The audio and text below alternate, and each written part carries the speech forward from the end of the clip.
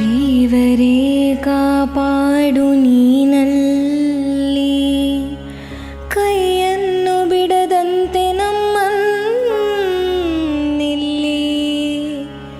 ನೀನು ನಾವಿಕನು, ನಿನ್ನ ಪದವೋ ಭವಾಬ್ದಿಗೆ.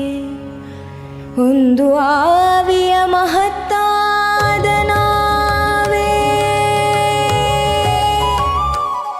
ಆತ್ಮೀಯ ಭಗವದ್ಬಂಧುಗಳೇ, 100 ವರ್ಷಗಳ ಹಿಂದೆ ಅಸ್ಪೃಶ್ಯತೆಯ ಕತ್ತಲೆಯಲ್ಲಿ ಬೆಂದಿದ್ದ ಕರಾವಳಿಯ ಮಣ್ಣಿಗೆ, ಮಂಗಳೂರಿನ ಕುದ್ರೋಳಿಗೆ ಒಬ್ಬ ಯುಗಪುರುಷ ಬಂದರು. ಅವರು ತಂದದ್ದು ಕೇವಲ ಒಂದು ಶಿಲೆಯನ್ನಲ್ಲ, ಬದಲಿಗೆ ಲಕ್ಷಾಂತರ ತುಳಿತಕ್ಕೊಳಗಾದ ಜೀವಗಳಿಗೆ ಸ್ವಾಭಿಮಾನದ ಜ್ಯೋತಿಯನ್ನು ಬೆಳಗಿಸಿದರು.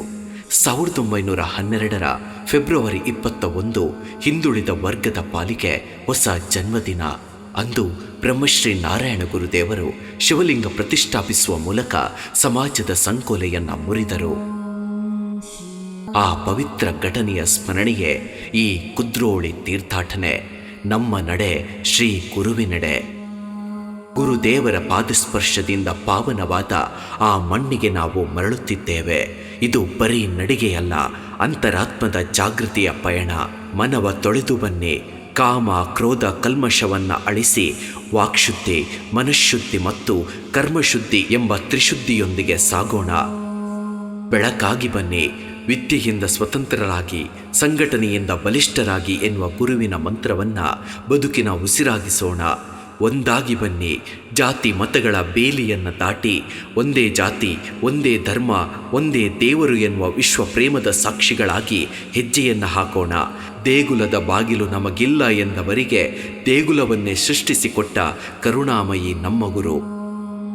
ಬನ್ನಿ ಬಂಧುಗಳೇ, ಗುರುವಿನ ನಾಮವನ್ನು ಸ್ಮರಿಸುತ್ತಾ ಕುದ್ರೋಳಿಯ ಗೋಕರ್ಣನಾಥನ ಸನ್ನಿಧಿಗೆ ಸಾಗೋಣ. ನಮ್ಮ ಪ್ರತಿ ಹೆಜ್ಜೆಯು ಸಮಾಜದ ಒಳಿತಿಗಾಗಿರಲಿ. ನಮ್ಮ ಪ್ರತಿ ಉಸಿರು ಗುರುವಿನ ಸ್ಮರಣೆಯಾಗಿರಲಿ. ಬನ್ನಿ, ಧನ್ಯತೆಯ ಪಯಣದಲ್ಲಿ ನಾವೆಲ್ಲರೂ ಒಂದಾಗೋಣ.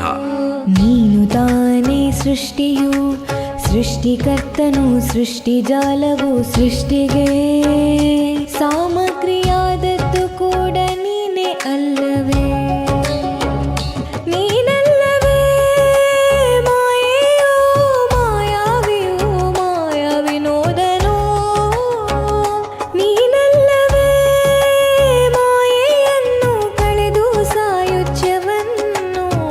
ಕೊಡುವ ಆರ್ಯನು ನೀನು, ಸತ್ಯ ಜ್ಞಾನಾನಂದನು ನೀನೇ. ವರ್ತಮಾನ ಭೂತ ಭವಿಷ್ಯತ್ತು ಬೇರಲ್ಲ ಮಾತನಾಡುವ. ನುಡಿಯು ನನ್ನದೊಡನೆ ನೀ